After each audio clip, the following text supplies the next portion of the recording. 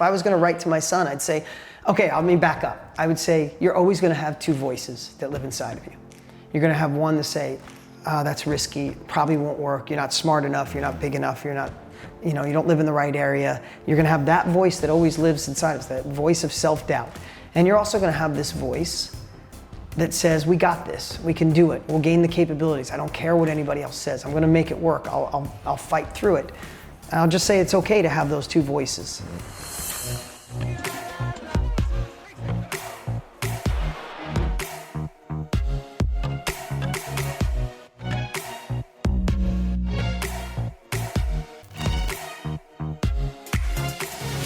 Welcome back to the School of Greatness podcast. We got my good friend Dean Graziosi. It's good to be in the here, house, brother. man. Super pumped for you. Man, I'm so excited. When we're done, I got to hear about your trip. So we got to. The trip was crazy. It's a new year, new decade. Yeah. You got a baby on the way. I do. You got an amazing life right now.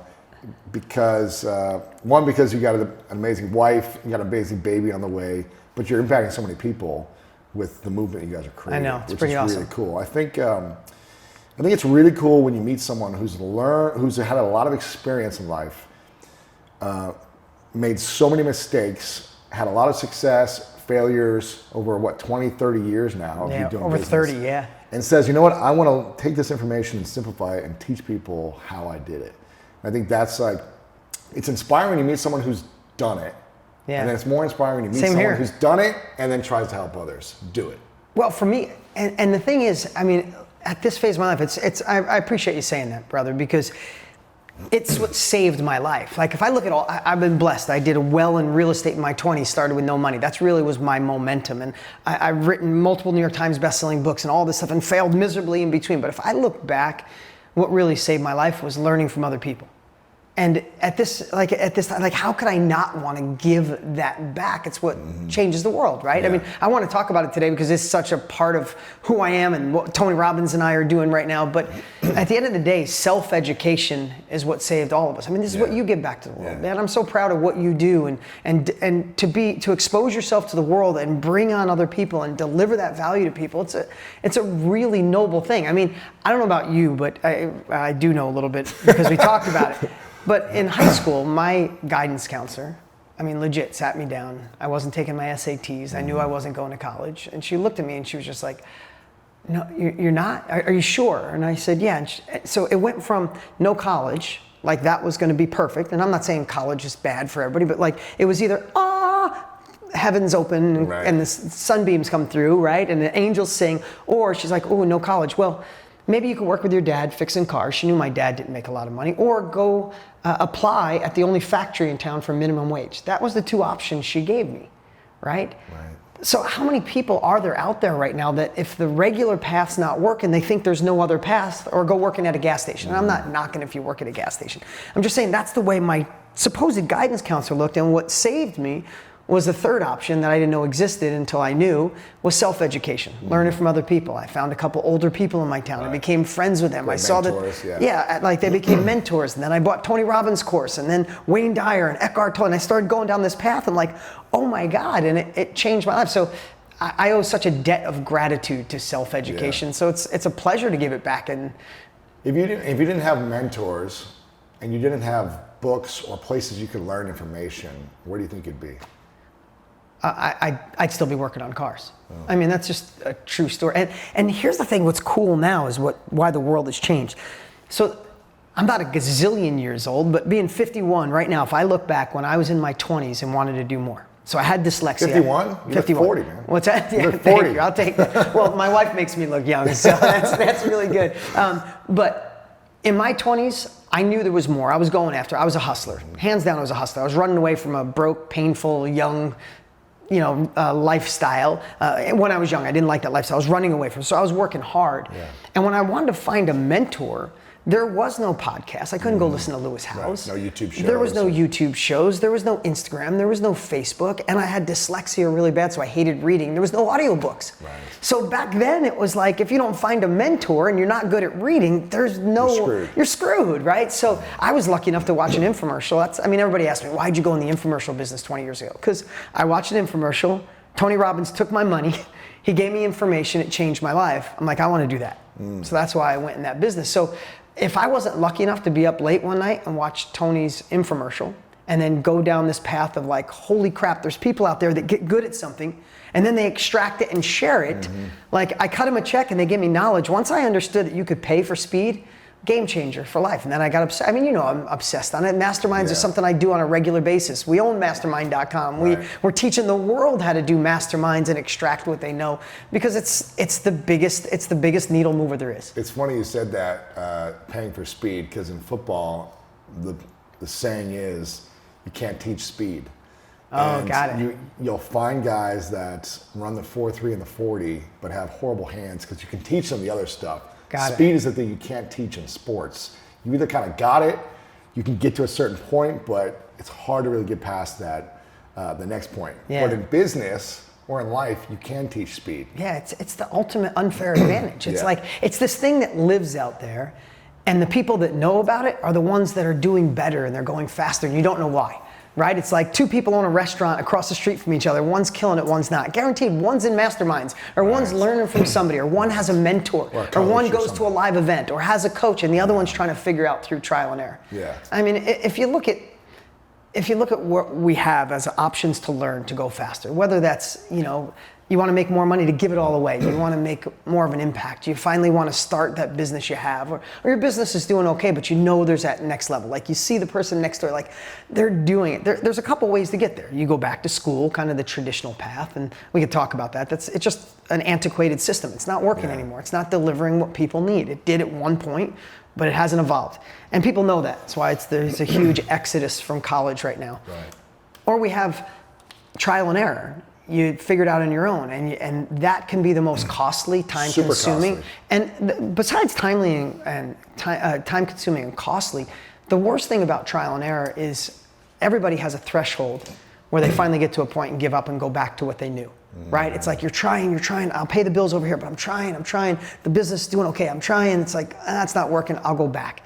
And then give up. And there's a certain point in life where people just try, and then they hit this flat spot and they coast forever. Like they don't die till they're 100, but really at 37, they gave up and they weren't growing, right? But what most people are missing is this whole other world of self-education, right? Whatever it is you want to do. You want to learn, my wife is the #1 hairstylist in Arizona for the last 8 years. You want to learn how to do extensions and have make 10 times more than the average hairstylist.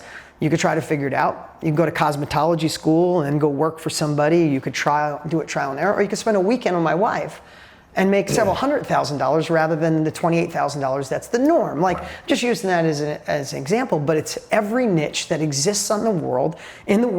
If you're starting off at day one, there's somebody out there that's got 5 years, 10 years, 20 years, and if you can extract what they know, decades into days, kind of Tony Robbins always says that, you get to start off where they left off. So I'm curious, you're 51 years young now. Yeah. You've been through lots of different business growth, failures, successes, different things. You've had lots of money, you've lost some money, you've made more money. You are married, divorced, new marriage. You have kids from a previous marriage. You've got a kid coming in a new marriage. Yeah. What's the greatest lesson you've learned in the last, since you turned 50, about intimate relationships that have applied towards business relationships? Yeah, great question. And I have especially because of our relationship, I have no problem sharing this. I know you typically want to talk about this. But it's a really good question because, again, not to go back to Tony, but he's my dear friend. And when I was 48, he said to me something that no one ever asked. He said, who are you going to become in your 50s? Because everybody else talks about what you're going to accomplish. And he said that, and it kind of sticks in my head. And, who I've become that in a relationship that's related to business, empathy is probably the biggest word, compassion. And there's a time where I wasn't sure, like I think empathy or compassion could seem like weakness, right? And what I realize now that I know this sounds crazy, but maybe to some people, not to most, especially people who listen to you, but love's the answer to everything. It really is. Like when you love your business, when you love your employees, when you love the impact you're making on people, when you love your wife, when you love your kids, it's an easy word to throw out there.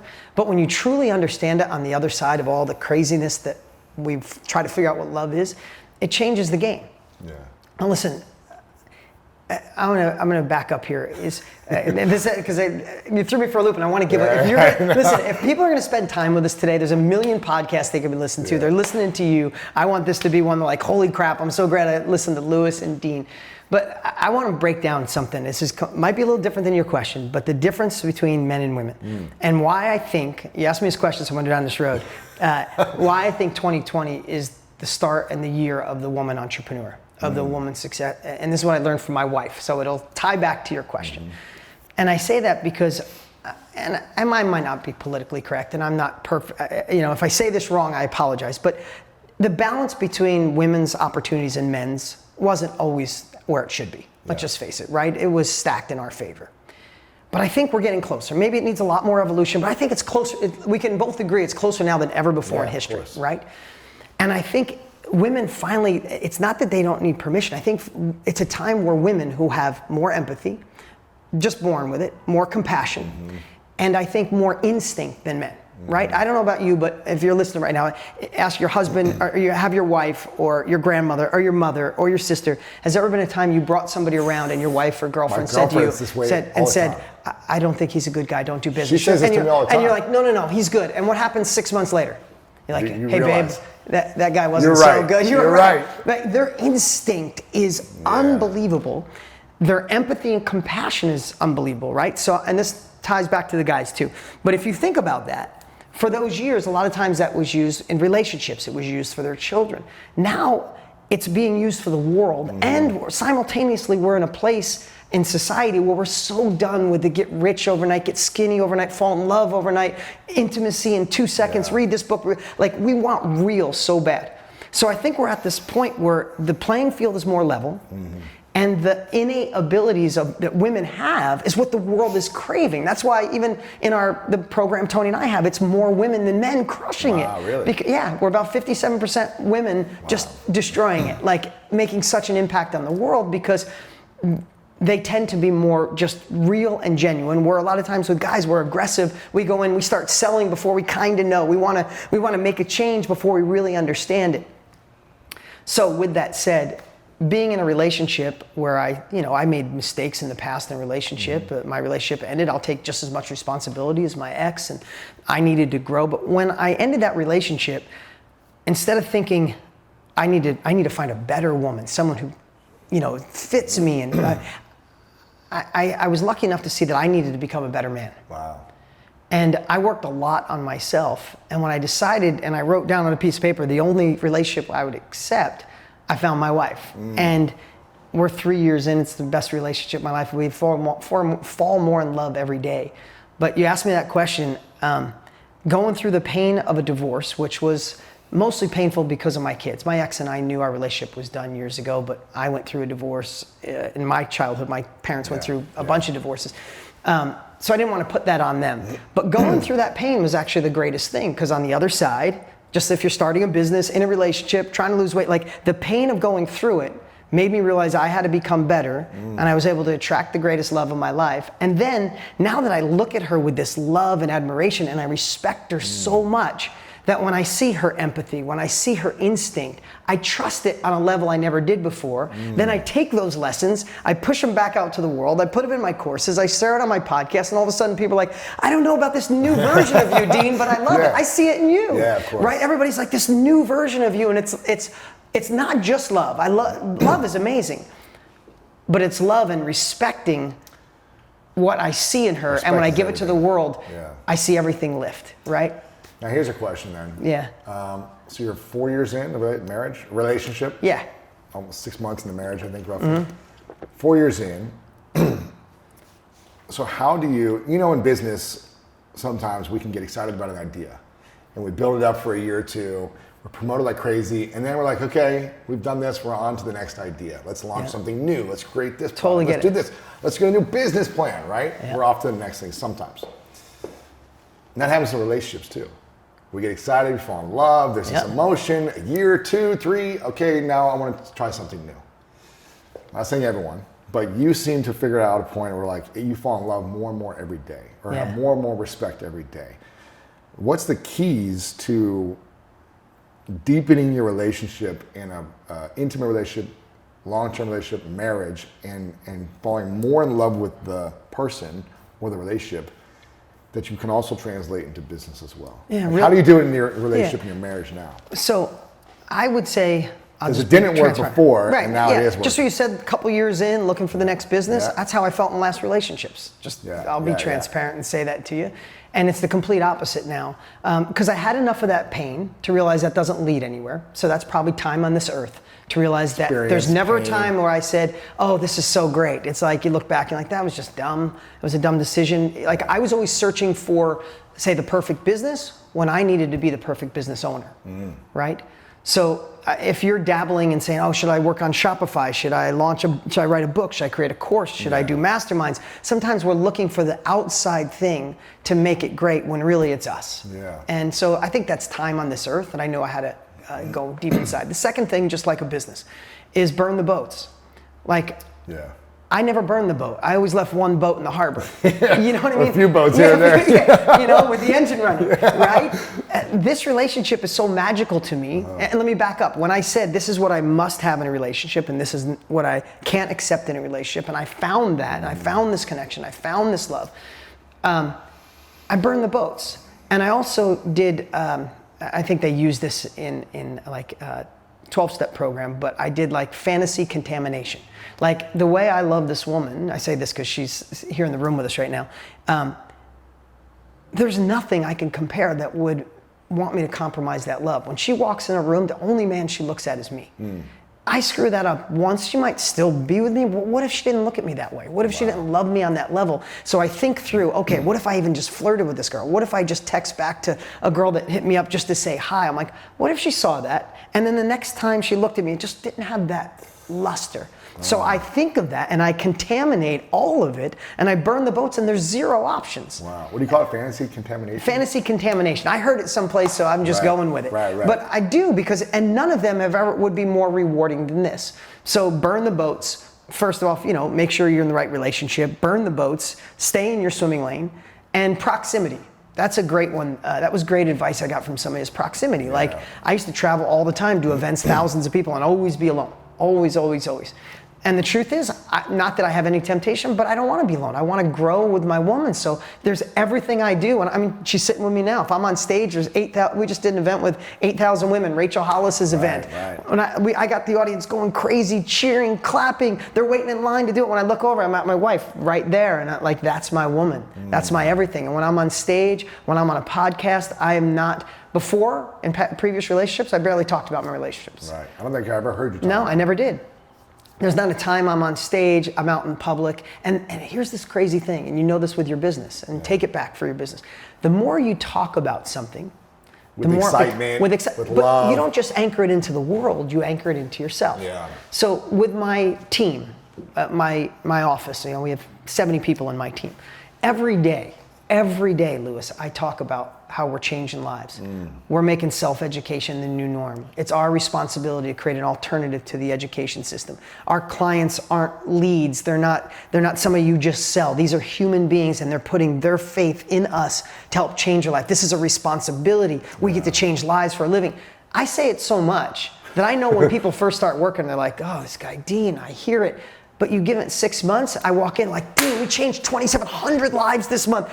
Because it became part of it, because it's what I spoke out to the world. That's cool. So, and plus I write her a note every single week that helps too. Yeah. Maybe 2 a week. What's the hardest thing to keep it thriving? The relationship and the business? Like, is there ever moments where you're like, it's stressful, I got this, I got that, I got kids, I got, yes. Traveling. Yeah, I mean, I'll just tell you, let me just tell you the last 42 hours. I jumped on a plane, flew to Utah, did 2 business meetings, 4 podcasts, but brought my daughter and my wife, and I wanted to do 4 hours of snow. So we went and played in the snow and did all this fun stuff. But then my son was home and I missed him, so we flew back to Phoenix so I could spend 4 hours with my son. I played baseball and ping pong and basketball, and then I dropped him off at his mom's and I jumped on a plane and I flew here, got here late last night, I had a meeting last night, I had one this morning, and love being here right now. That's just the last 42 hours. That's and commitment. But it's always like that, right? So I didn't say that to brag, because we all have busy lives. Yeah. We all have a lot going on. But what drives me, and kind of goes back to personal development, sometimes our buddy Randy Garn, we both know very well, always says, the little things aren't the big things. The little things are everything. So for me, what keeps me going, listen, I had something today go completely sideways in one of my businesses. Like the carpet got pulled out of something I never saw coming. It's the reason I was a half hour late. I'm never late for anything in the world. Had something go sideways today. But how do you take that in and still find a way to look forward and get up early and hustle? Is having such a big, compelling future that's always changing that it pulls you towards it.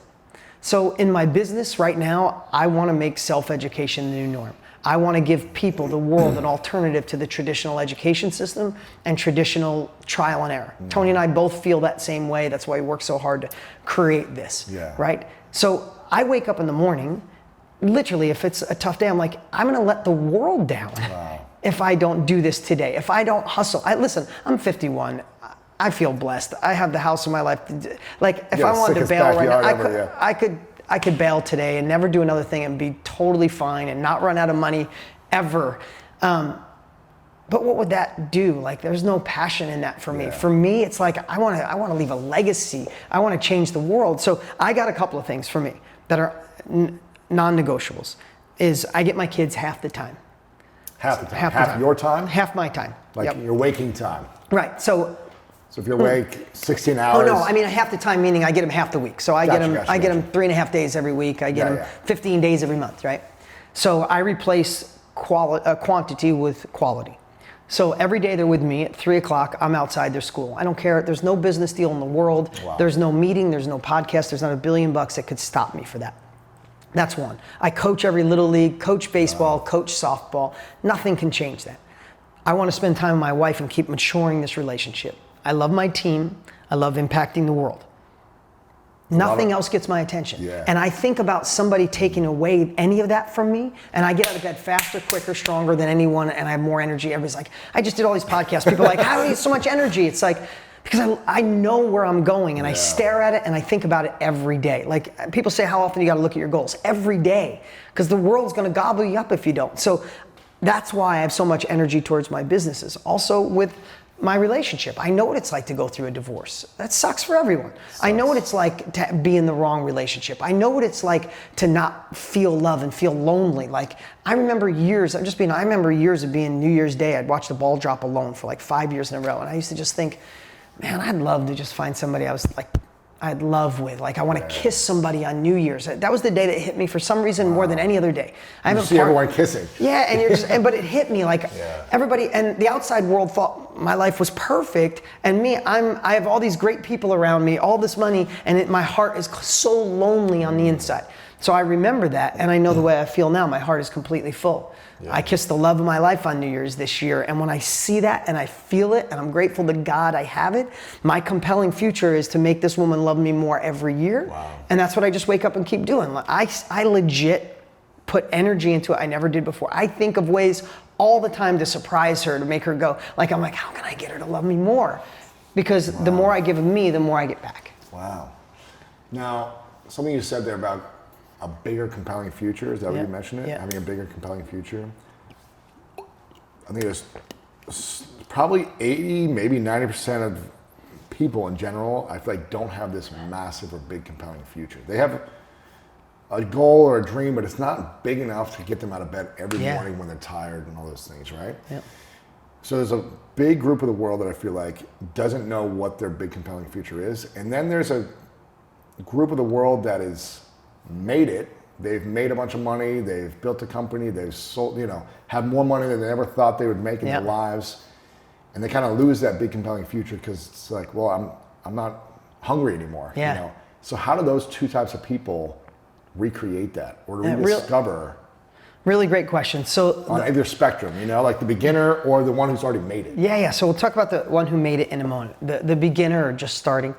I'm just going to get really simple on this. I look at it like a beacon of light, right? What's a lighthouse, right? It tells the boats either where to go or where not to go, right? It's a light that the ships used to see way out, and they'd know how to get to the shores of the East Coast up in Boston, those areas. That's where lighthouses first came into play, right?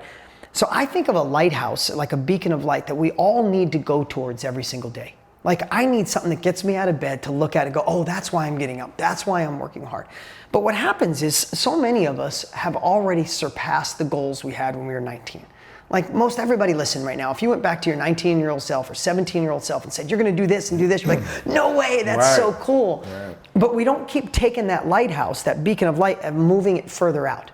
I think, I like simple visuals, is what is it, if it was the best year of your life, like we all have aspirations, right? If we're sitting here a year from now, Lewis, and it's the best year of your life, I tell everybody, just start dreaming. Best year of my life looks like this, looks like that. My love would be on a whole nother level. My body would be here. The money I'm making, my company's thriving. You write all those down, and then you stick them on this beacon of light and push it a little bit further away from you that you can't reach it. And it's gotta be a little bigger than you think, so it challenges you. Right? Like I don't say, hey, I'd like to create a course with Tony Robbins and help change a few people's lives. It's like, no, I want to change the school system. I want to create a new way that people learn. I want to make it so when people go to a job interview in 10 years from now, they go, yeah, you went to college, that's great.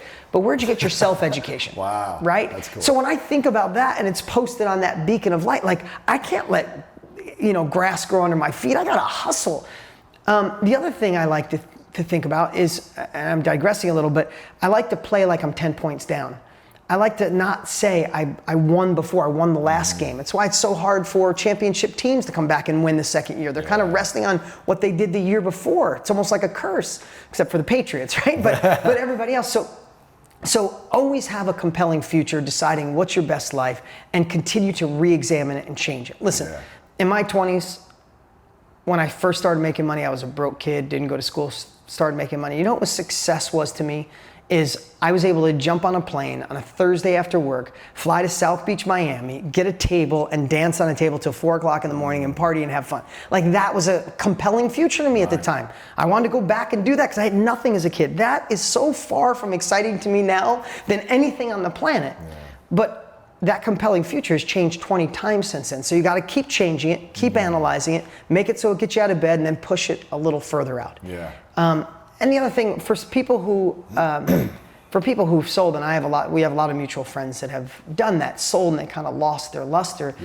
It's forgetting, and I know this is personal growth 101 and everybody's heard it, but it's forgetting that this journey is the excitement. It's not the end, right? And everybody that cashes out realizes that.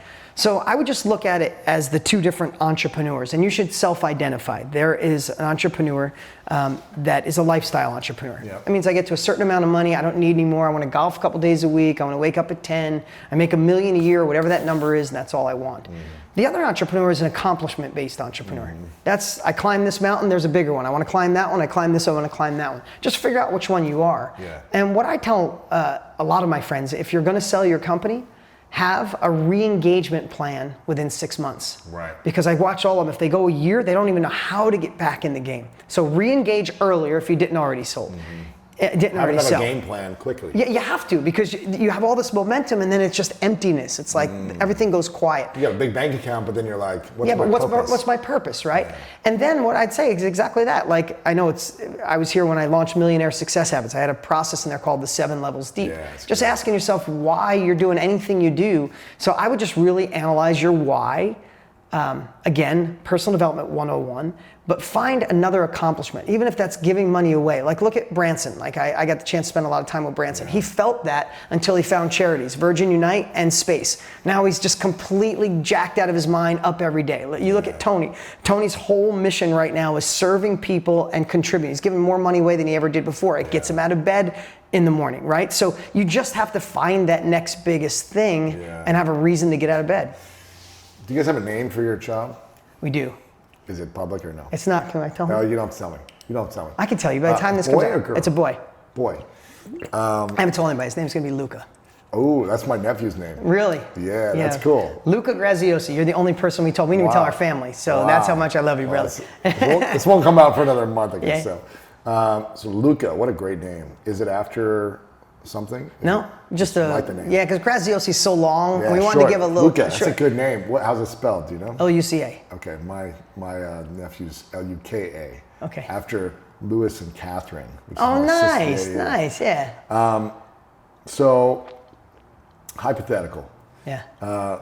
Let's say you get to write a message to your son in a letter. and you're never able to say this message to your son throughout his entire life. Obviously, you're going to be able to do this, but let's just say hypothetical. You're going to live a long life. You're going to see Luca grow up and be this incredible young man and do everything he wants to do. But you'll never get to say this message to him until you're gone. Okay.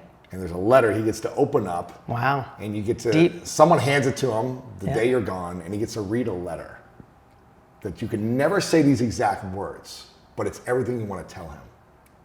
Wow. And it'll be the most important message he ever hears.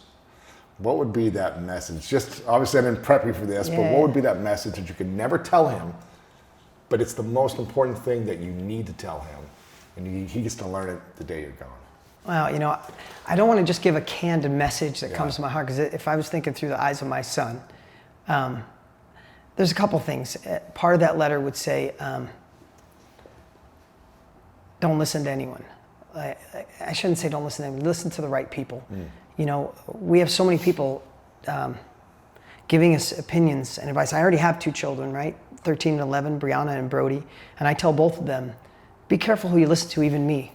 Because, and I tell them, like, if you have something that's passionate and it's driving you, you have to go for it in spite of what anybody thinks, because the world is always telling us what road, what path to walk on, what's right and what's wrong.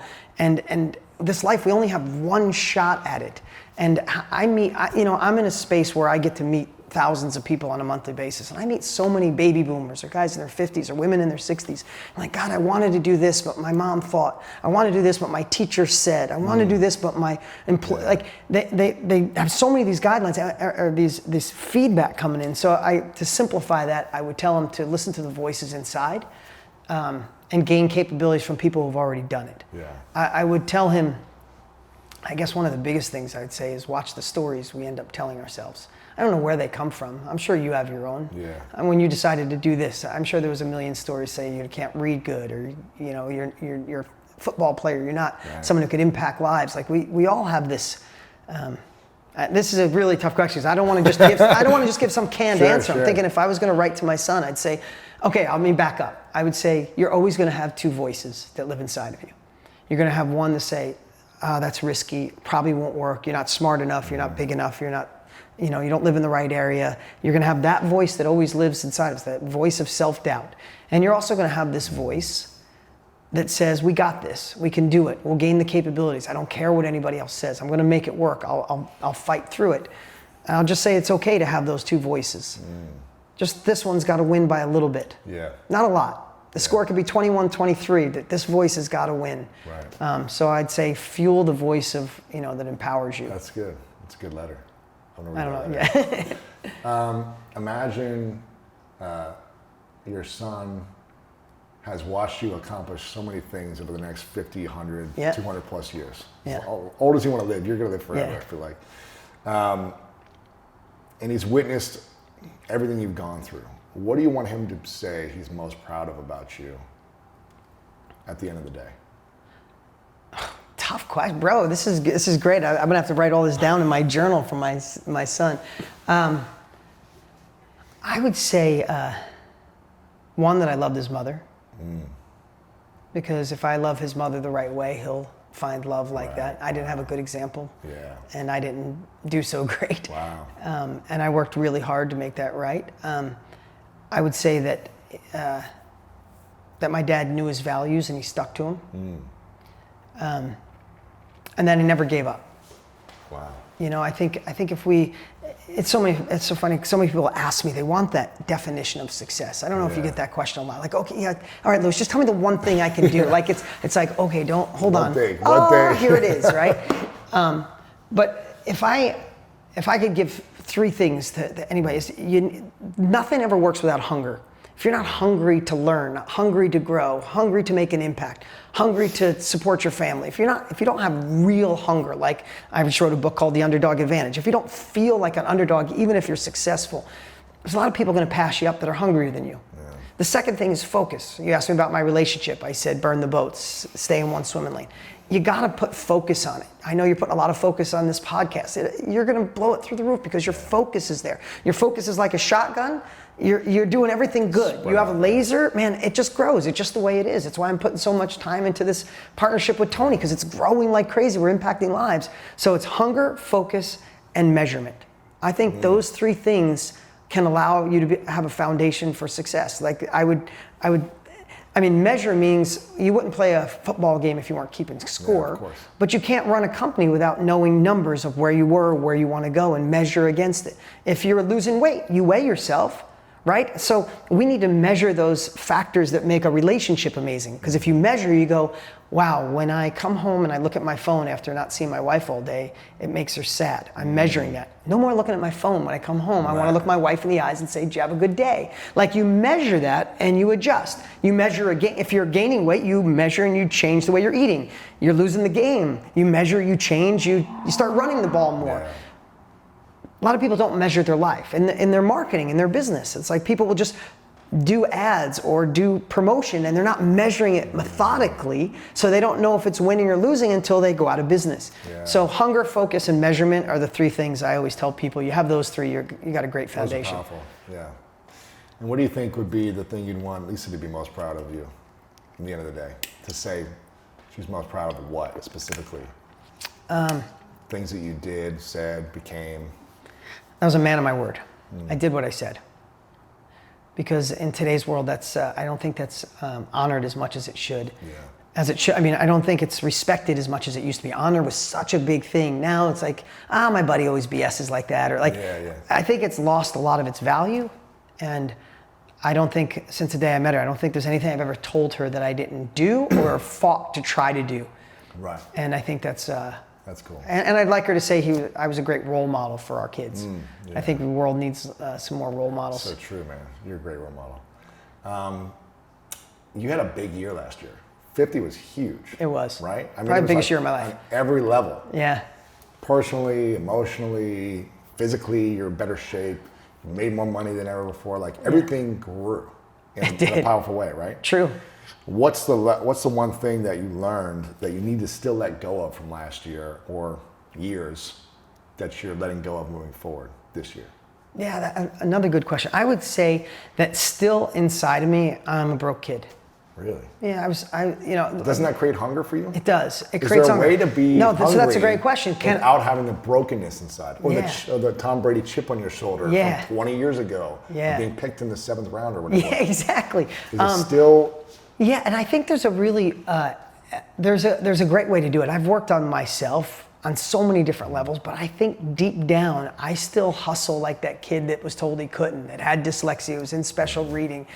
And I think I think it's healthy. I think it's healthy to the point of getting momentum, like getting the rocket off the ground takes so much energy. So if running away from an ugly situation gets the rocket off the ground, use it. Yeah. But I think once you're out in orbit, you don't need to hit the gas so hard. Yeah. You kind of let those things go. So how do we let go of 2020, that? what's that? How do we let go of that story for all of us from the past, whether it's the broken kid or the broken parents, or was never pretty enough or smart enough, or the friend bullied me? How do we let go of that story, or do we hang on to it a little bit?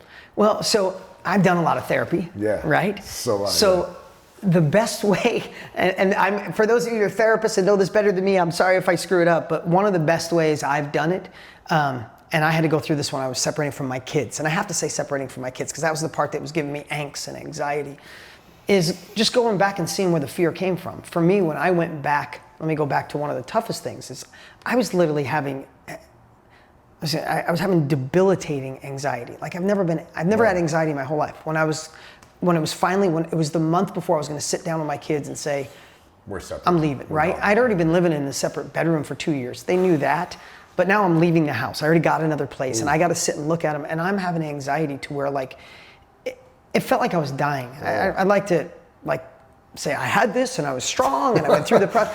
Dude, I was popping Xanax twice a week. I never had taken aspirin. Yeah. Like I haven't taken medicine now in 4 years. But I was popping Xanax twice a week and slugging it down with 2 glasses of wine just so I could feel okay for like 2 hours. I didn't know how to, and I was meditating, doing yoga, going to counseling. I was watching Wim Hof. I was doing the breathing. I was doing all of it, and I'd get 20 minutes and boom, I'd be back into this panic stage.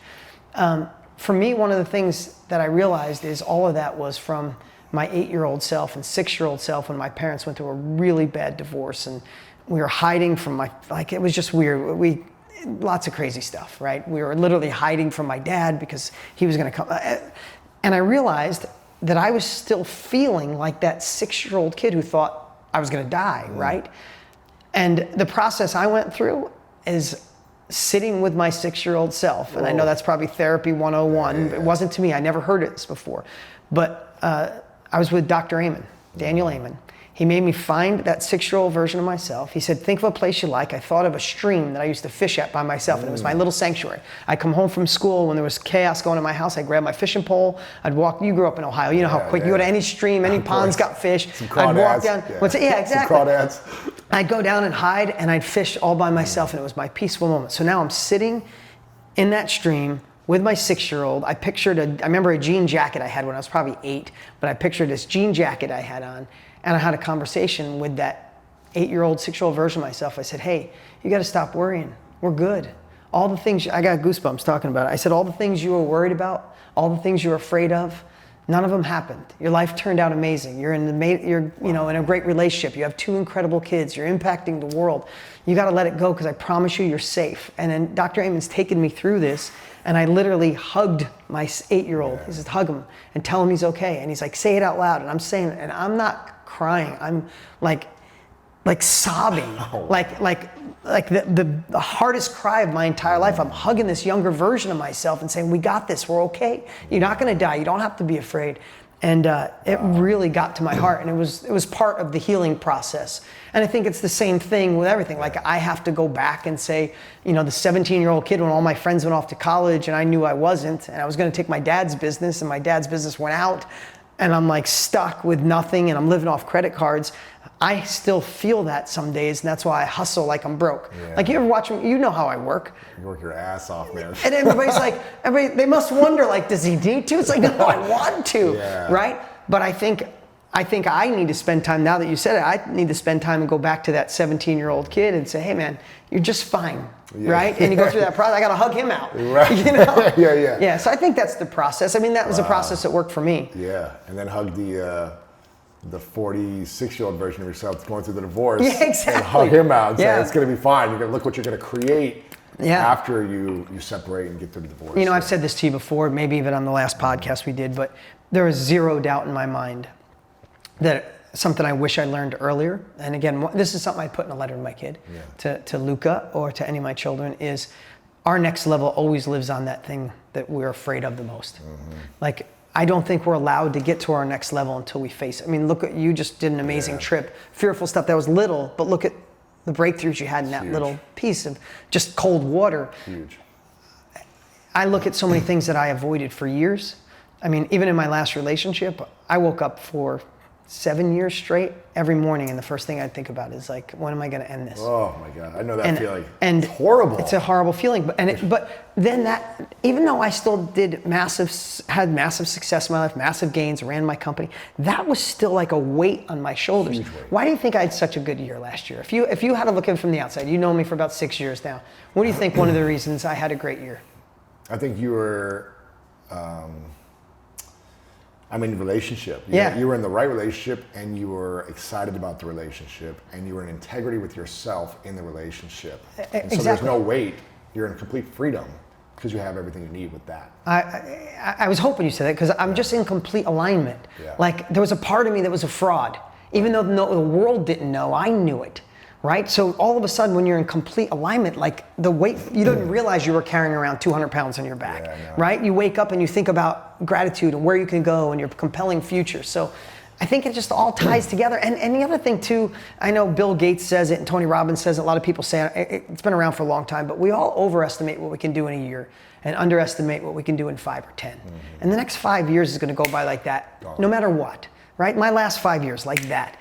So no matter where you are, you might say, well, Dean, now you're 51, you went through all that stuff, you got money, but it all has to start at one moment. Like this podcast, I enjoy being with you so much, man. And I'm trying to get a lot out in a short period of time, but if you just take what serves you and throw the rest away, if you took anything from this podcast today, just know that we have to start someplace. And if you're in a rough spot, just decide to start today. Just Yeah. like there's always a line in the sand where you could say enough is enough. Like say yes to something you've been wanting to say yes to for a long time. Say no to something you've been dragging your feet on, because I know with me, my life was stuck for 7 years. Stuck. My income was stuck. Who I was as a parent, who I was as an example, who I was as a role model. I mean, what kind of role model would I have been if I stayed in that old relationship? I'm not advocating divorce, but for me, it wasn't the right relationship. I was living in a separate room. I was seeing other people on the side, and my ex knew it. Like we had this thing, and it was so like, it was. And finally, when I just looked at it and said, no, there's no more excuses. I got to face this pain now. It was crippling until it just stopped. And then it was over. And then there was the next level of me. And, you know, and now that I face that, nothing seems scary. Yeah. You know?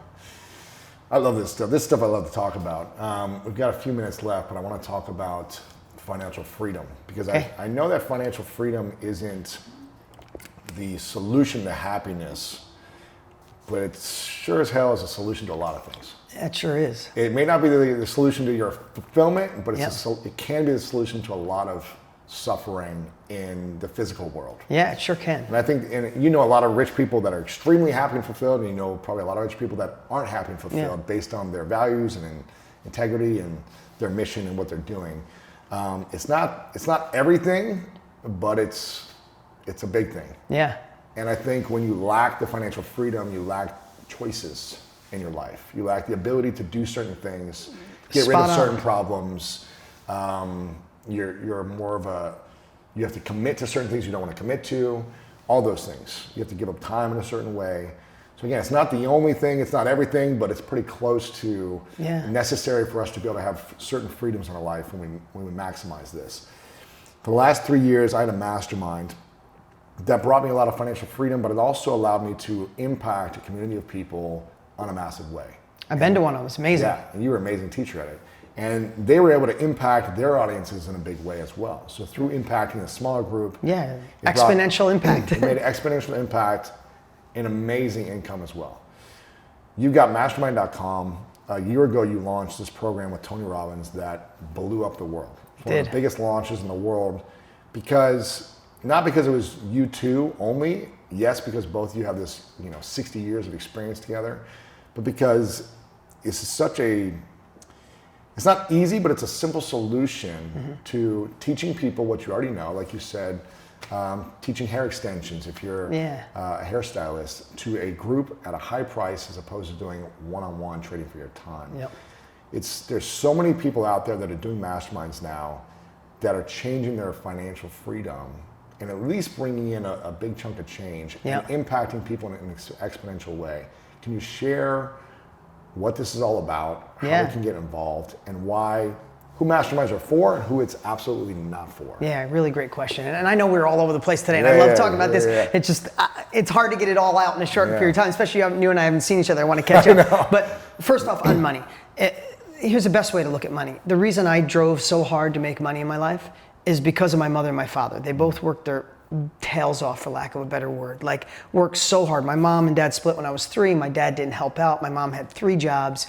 Came home at 7 o'clock at night. Her back hurt, her feet hurt. Crappy jobs, like sweeping the floor and cleaning houses and cutting hair, like miscellaneous stuff, right? So I learned at an early age that hard work didn't equate to income. Now, since they worked so hard on that, they had no time for anything else. They didn't work on their health. They didn't work on relationships. There were 9 marriages between them because they never had the chance to work on themselves. Hustle, hustle, hustle, pay the bills. And we got evicted. I lived in a trailer park. We got evicted from a trailer park. So I realized at a young age that money might not make you happy, but it allows you freedom to work on you. And I saw that. So my first desire was to get my mom retired. That was my rocket ship. And in my 20s, I retired my mom. But not until I got to a point where money wasn't an issue, that's when I started working on me. That's when I looked inside and said, what are the beliefs I had? How do I work on my personal growth? So the one thing I could say about money is get it out of the way so you can find out who you truly meant to be. Because if not, it's like, and it's the last thing I'll say, and I'll tell you what Tony and I are doing. If I said to you, have you thought about the oxygen in this room since we've been here? No. No, but if I put my hand on your throat and closed your windpipe, it'd be the only thing you think about. Right. The problem when you don't have enough money in your life, it consumes so much of your thinking. You can't create the perfect relationship, the perfect body, eat right, have a health coach. Those things don't happen. So for me, you're in survival mode. You're in survival mode, and it becomes this obsession. And since you have lack of it, you feel bad, you hate it, despise it, and want it all at the same time. It's like this crazy nonsense. Here's the thing. Make more money, give it all away after you get the lifestyle you want, if you want to, but see the freedom it gives you to become a better version of you. Simple as that. And that's the way I frame it and keep going. What Tony and I did, it's because self-education made such an impact on our lives, right? Both of us took that path. He learned from Jim Rohn, I learned from him. We went down this path, and now we came together after all these years because self-education is becoming the new norm. It's just not a thing. More people are joining masterminds and learning from other people more than ever before in history. Courses, podcasts. Yeah, they're opting out of college. Or not going to college, or people not going back to college, and they're deciding, who can I learn? I'd rather learn from the professional doing it than the professional teacher in a classroom who's teaching it, right? And people, if you're listening or watching, everybody, someone that's in a mastermind in a group and their life is changing. Just like when I went to your group, all those lives changing. It was amazing. So we got together and said, if this is becoming the new norm, Forbes said it's heading to $1 billion a day. It's at 455, self-education. It's at 455 million. It's going to $1 billion a day. Wow. And we just decided, if this is going to be the new norm, who better than Tony and I? We have so much experience, 60 years between us, to create the blueprint on how to extract what you know and share it with others to impact their lives and get paid to do it. Yeah. So, if I was just at Rachel Hollis' event, and an event after, but I always ask this on stage when I go on now. I said, if you had two choices at the end of your life, you can make a massive amount of impact or a massive amount of money. Which one would you choose? I say money, no one raises their hand ever. Say impact, everybody. And I say leave your hand up if you'd like to do both. And everybody cheers. Yeah. But that's really what this industry allows you to do. Because whatever it is if you have a year in something, 2 years, 5 years, 10 years, there's somebody today starting out at day one.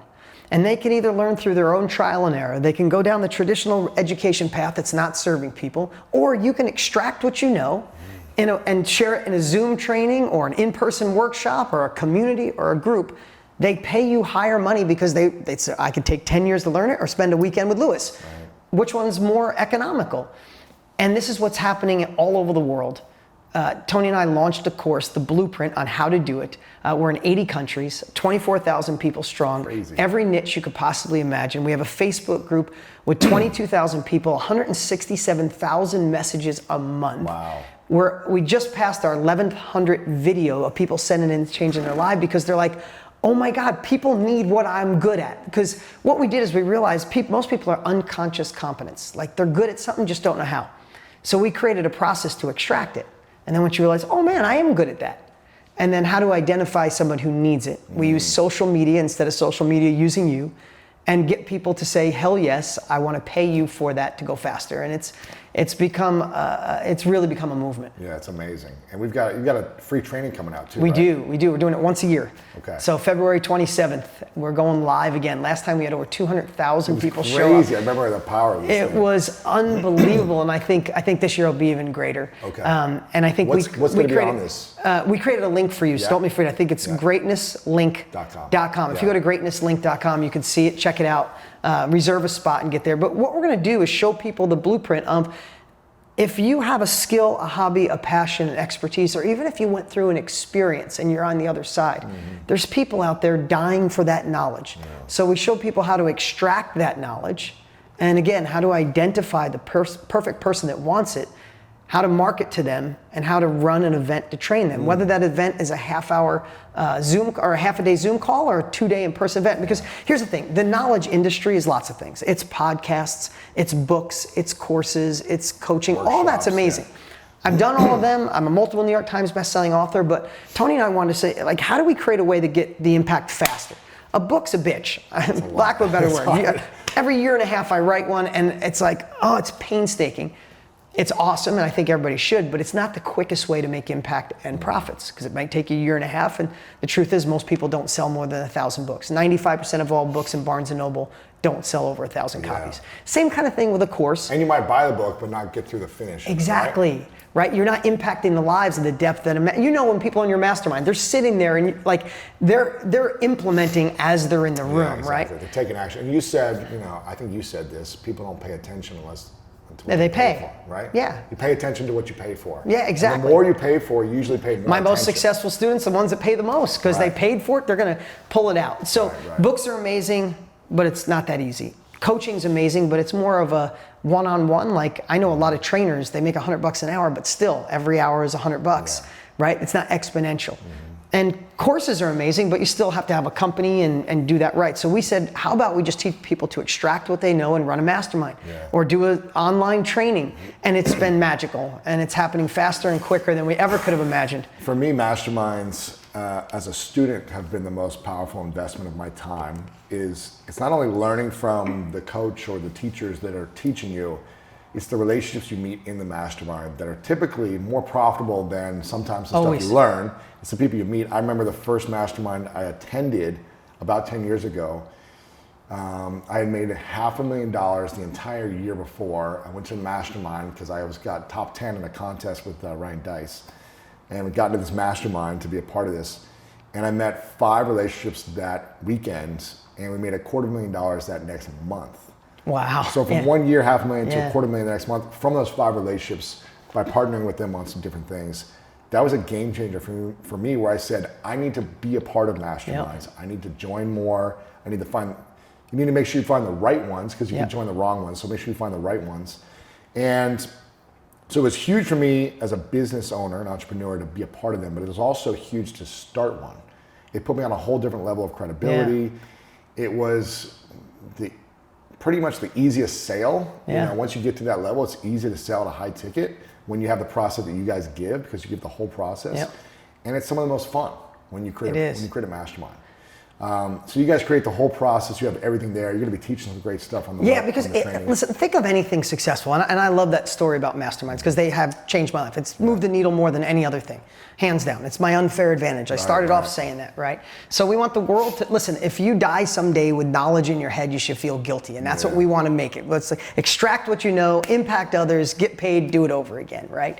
But I think what made this magical. Listen, there's a lot of courses, there's a lot of trainings, but because we have 60 years, because Tony's been doing this even 20 years longer than me, it has the 3 magical components. The first is the mindset. There's not many people better on the planet than Tony Robbins when it comes to getting your mindset right. You go to Date with Destiny, greatest event in the history of the world. It'll go down for 100 years. People talk with it. The first part of the course puts you in a mindset where you are vibrating, you are unstoppable. And this year we put another 3 hours in of Tony. Brand new, just unique for this course, right? It's not repurposed. We shot it just for this course. So your mindset, you're like, I could break through rock right now, right? But then after that, you need that to go for the... Because with the wrong mindset, nothing works, right? So you get the mindset. Then the middle part are the tactics. How do you, in a methodical way, extract what you know, so you build up your confidence, say, this is what I'm good at. Then you build an agenda. Then you use our tools that we've discovered through our masterminds, and you build your training. You go, holy crap, this is what I'm good at. This is my training. And then I go deep. I don't think there's many people better than me at marketing. And I give the whole process on how to use social media they've already done all the work to find your perfect clientele. Now you just go in and say, Lewis fits, Diane fits, Denise fits, and attract the exact person who needs what you're good at, and then how to run it. So now we have the mindset and the tactics, but then we went one step further and we built the implementation tool. We spent $1 million now on the software. So you get fired up, you learn how to do it, and then you go over in the software and you build it. So it's like, I'm fired up, okay, here's how to do it, here's my page, hit submit, it's all of a sudden now it's up online, right? So that magical 3, and I've had a lot of courses that gave me the mindset, fired up, didn't know what to do. A lot of mindset with the tactics, but then like, well, where do I get Kajabi, or do I get ClickFunnels, or I'll do it later, and then you never do it. It's too much. So we're going to show how these 3 together really allow you to jump in this industry. Listen, it's heading to $1 billion a day, and it's one of those things. It's like when you watch people surf. Like right now is the time the wave's crested. You could be in front of it and let that wave push you, or it's like when you miss a wave and try to catch it. Like this is the time. I think this is it. And it's never easier than it is right now. I agree. To launch it, to create it, and people want this information. You don't have to beg them. They're looking for it. People are reaching out to me all the time and saying, when are you going to recreate your mastermind? When are you going to open it up again? They want people who have the information. They want to learn from those people to replicate it faster with speed. And people are excited more than ever to invest in self-education than in traditional education. Yes. And that's why you got to jump in on this. Check out greatnesslink.com. You can just learn more about it. You can sign up for the webinar. It's going to be amazing. Yeah, and it's live, like legit. Live. Last year we had 400,000 people sign up. Crazy. 200,000 people showed up, and then like 2 days later, our email, I mean, literally we had to bring in 20 extra temps in customer service. And a lot of it was, I missed it. When are you going live again? It's like, we're going live again in a year. Right. Like, sorry, you missed it. Yeah. So if anything I shared today resonates, if you like watching Tony, if you like watching me, if you trust Lewis, go to greatnesslink.com, check out the details, put it in your phone, show up live. It's going to be pretty phenomenal. Dean, I appreciate it, man. Dude, you're the best. It's a powerful Keep up the interview. good work. I love when you share vulnerably and raw and real, so thank you. You catch me off guard, so it's good. I like it. Thank you for everything, man. Appreciate You got it, dude. Thanks for being here.